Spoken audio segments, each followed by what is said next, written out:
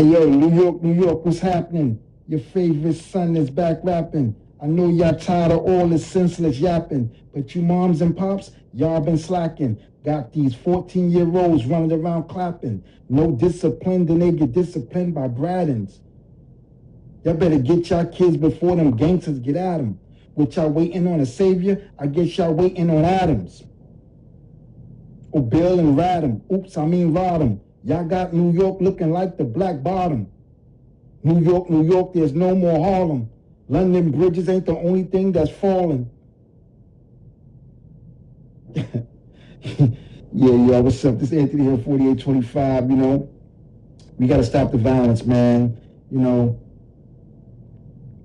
I was in Coxsackie Correctional Facility, they built some cages in the backyard, and it had a basketball court inside of a cage. And they was putting 15-year-olds in it, 14-year-olds, 15-year-olds, 16-year-olds in it. Now, I'm in a cage, but looking at another.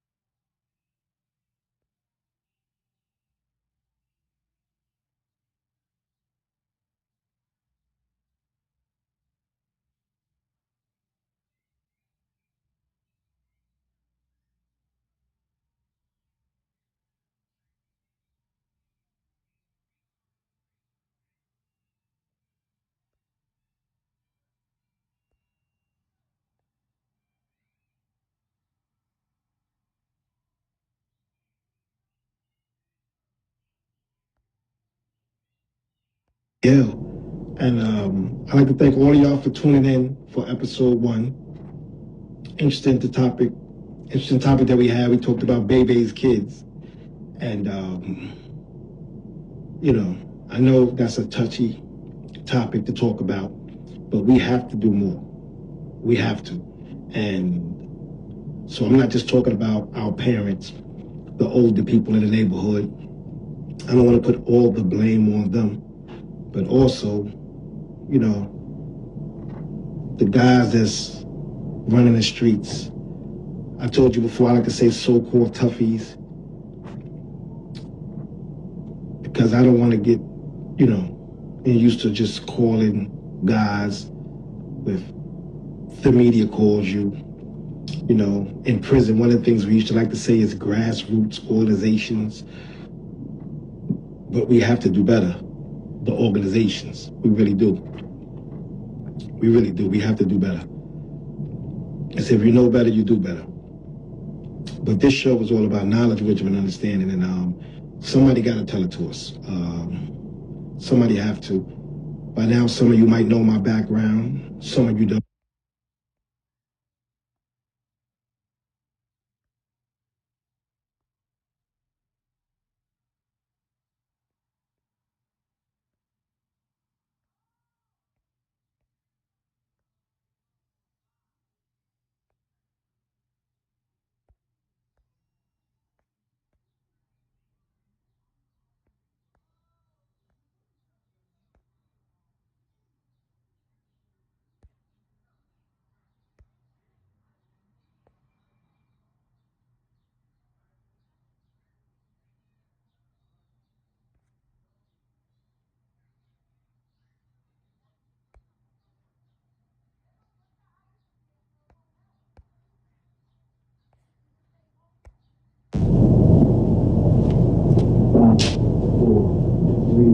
What's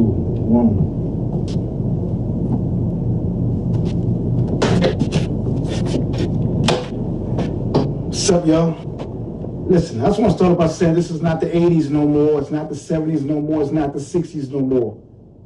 You look around our neighborhoods, they're very dangerous. We got grandmothers getting shot. We got mothers getting shot. We got 14-year-olds, 13-year-olds, and 15-year-olds getting shot. Wow. So let's take a look at the problem. And that's what we're going to be doing today on this very first episode of Breaking the Circle of Life. I'm Anthony Hill, your host. You're having a barbecue, summer day. Grandma, aunts, uncles, neighbors, friends. Sunny day, we're in a park. Everybody's going to come outside. We're having a barbecue. We're going to have a good time. So now, you're the mother, you got your son, he's 13 years old, good kid, ain't into no trouble. But you got a cousin. Yeah, that cousin. All of us have one. Yeah, Baby's kids. Coming all the way from the other side of town. He done got a win and heard it's going to be a party. But it's not a party, it's a barbecue. But 20, 22, 23, it all sounds the same. It's going down. Food, music, girls, drinks, it's a party. So now Baby, kids is on the way over. So now he's not rolling by himself. It's all on the other side of town. So he brings 2 or 3 friends with him. Okay. There's his friends, them his homies, hanging out. So they're coming over to your barbecue. Now remember, your son is out there, your 13-year-old son, and your mother's out there. Okay? Her friends is out there. Other kids is out there. Your son's friends is out there. Your friends is out there, and other family members. But here come Baby. He gets there to the park. They're having outside the park and the projects with his 3 friends. So it's 4 of them. They get to the front of the gate. You see them coming, because you see other people starting to stare. Like, who are these guys? Do you stop them? You don't stop them.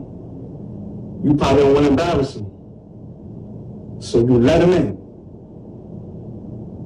All alone knowing that Baby been in and out of jail, and he's in them streets. So what happened? You was the first line of defense. Let me explain. Don't get mad. Be patient with me. And I don't mean to offend nobody, but you was the first line of defense. You was the first person that could have done something to possibly save everybody in their lives. But you said nothing. Baby's family, you only looked down upon by the rest of the family. It's understandable. It's understandable. Yeah, feelings, yeah. How people gonna look at you, yeah. But this is not the time for that. You have to act. So now he comes inside, he's mingling, he's drinking, his friends start to drinking, we got a little sip there. Okay, it's okay. You wanna have a good time, so you say, they ain't getting in no trouble. You might want them, don't you start no trouble here. And feel like you did your job. Okay. So now they're having fun. But along comes a car. And the car is driving down the block real slow. And who do they see? They see your nephew, your sister's child, out there, and they recognize his friends too. Now, just like your nephew come from way across town, it's a small world. So too these guys on the other side of town, but they're in the car cruising around, and they're looking for trouble. Matter of fact, they're looking for your nephew. And guess what? They see him. So now, they gets out the car, comes towards the entrance. By the time your nephew and his friends realize they're there, it's a little too late. But they don't scream, get down, and duck. They're running for their own lives because in their minds, them guys is only there for them. So they're going to take care of themselves first. Self-preservation. So they start to run and the shots go off. Now I know what you're going to say. Them guys shouldn't be shooting in a crowded park. Yes, I totally agree with you. But Baby and them shouldn't be in that crowded park either. You see, it ain't no playing two sides of the fence. But more importantly, what about you? You're not in the streets. You're on one side. So, watch the company you keep. He's family, but he shouldn't be in there. You let him in. So anybody get hurt in there. Just so happened this day, you look, 2 people are shot. Your neighbors, she's 60-something years old, and your son.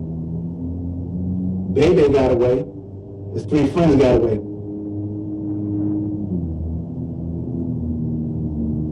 Who let that happen? Who could have prevented that? Who could have stopped that? I know you're going to say you're not the police, let the police do their job. And that's the problem. We're screaming defund the police, and I agree with that, defund the police. Every year, they can have more and more police officers, and our neighborhoods are not getting safe. Every year. But see, what about us? Are we not the peacemakers? So you say, well, we're supposed to squash the beef between them? No. Peacemakers.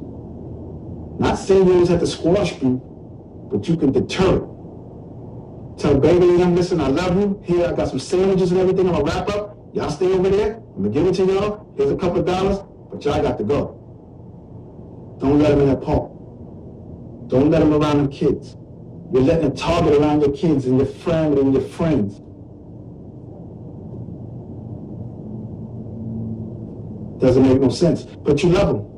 Sometimes parents feel that the best place for their kid to be is around them. When they run the streets, they feel that they can protect them. How many mothers have you ever heard jumped in front of a bullet for their son? That's not how the story ends. Oh, she died for her son. She jumped in front of a bullet. No. Son ran already. Straight bullet hit her. I don't think Mom Duke is flash. Father is not flash. Them bullets is faster. So, how are you going to protect them when the guns start firing? No, the best way to protect them is not even let them be there. And I know, you're going to say, well, why I'm picking on the parents? Oh, why I'm picking on the older people who's in the park just want to have a good time? No, I'm not picking on them, because I want to say something to these 18-year-olds and up that claim to be gangsters, gangbangers, or whatever they claim to be. Posse. Thugs. Whatever you claim to be. Why would you bring that around your family members? Are you looking for shields when you go there? Oh, well, they start shooting a duck behind my arm. And you tell your friend, oh yeah, duck behind her mother, my grandmother, my great aunt. See, it's a nice sunny day. But when y'all come here, you're bringing a black cloud. You know your targets. So, do you want to have a good time? Do you want to have fun? Do you want to enjoy the sun? Do you want to get something to eat? Do you want to hang out with girls? Do you want to talk to girls? That's not the life of a gangster. That's not the life of a gangster. I think you've been reading the wrong book, looking at the wrong movies. Billy the Kid and them was riding all day. Go do your research. And I'm not telling you to do that. I'm not promoting violence. But you yourself have to sit down and ask yourself, what do you want to do in life? Do you want to be always running? Do you always want people shooting at you? Or do you want to chill out and enjoy the barbecue? You know your aunt can cook. Your uncle got the mean sauce. Do you want to enjoy that? You're never going to be able to enjoy that. You're always going to be running. And then there's somebody else coming after that. The story doesn't end with your cousin, your little cousin, 13-year-old, dead, and a neighbor. That's going to make the news. That's going all the way to the mayor's office, to the governor's office, probably even the president's office. So now the heat is coming down. They're going to want you. Somebody got to go to jail for that. Not only is the guys who were shooting, they're going to look for the guys who was getting shot at. Now, how the rest of your family going to look at you? So now, you had guns on you. Maybe one of y'all shot back. Do you expect your aunt not to say that and her kid died? What, you want to say your aunt snitching? It doesn't work like that. Your aunt is not snitching. She's a civilian. But you bring that beef to her. You put her in harm's way. So what I'm saying today, we got to break this circle of life, because it's going around and around and around again. And it keeps happening over and over and over again. Over and over again. We have to stop. Break it. No, can't come over. No, you can't get in my car. No, don't take me shopping. No, don't give me none of the proceeds from that drug money. You have to say no. Can't play both sides of the fence. So they got to do something, your nephew, but you got to do something too. We have to take back our neighborhoods.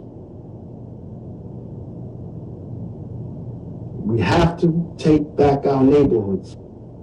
And these gangsters got to know you're putting people in harm's way. And a lot of times it's the people closest to you, because that's your comfort zone. You trust. I know. You're going to be around them. Yeah, when you live in front of your building, yeah. When you come outside one day, just take a look at your whole building. Look at all the apartments, look at all the floors, and know this, that you're putting every one of them in jeopardy. You. They used to have a saying, don't dump where you live at. But I'm going to tell you this, don't dump at all. And if you do, clean it up. Go apologize. Make peace. Make peace. I just left up top 25 years. I see you coming all the time. Come straight to me. Roll Library. Help me. You want to appeal. You took a cop out 15 years. Now you want to give that back. You want a reversal. But you copped out. Now you want 10 years. Can't do the 15. Wow. Little girl got shot. Little boy got shot. Straight bullet. Wasn't meant for the person. I'm not telling you to run up on nobody and shoot nobody. No.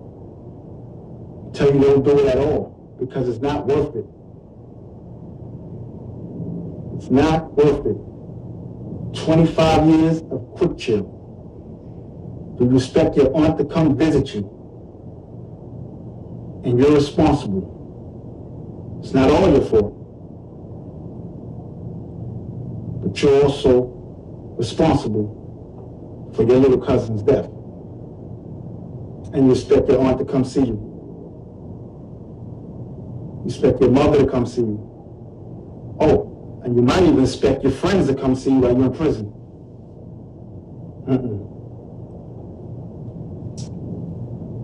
That's not automatic. Gone and forgotten to do a bit alone. So I don't care how many pictures they send you home. I don't care how many people you've seen come home from prison that's been released. And you look at them and say, well, they're still looking good, they're glowing. That's on the outside. What do you think is on the inside? When you go to prison, you die. It's automatic. Don't let nobody tell you nothing different. So to all you so-called toughies, think about calling you toughies. And I ain't just talking to men. I'm talking to women too. Or how do you identify yourself?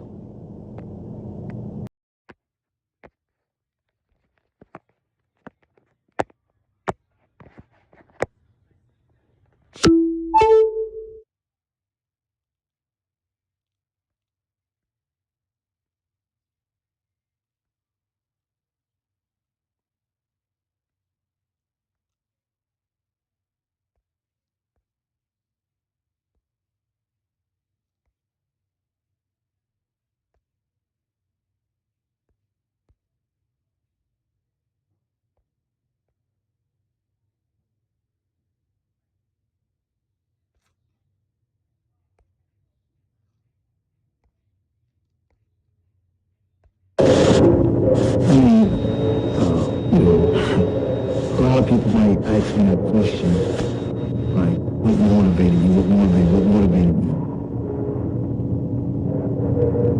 How did I get here? Just come home from prison after serving 25 years and to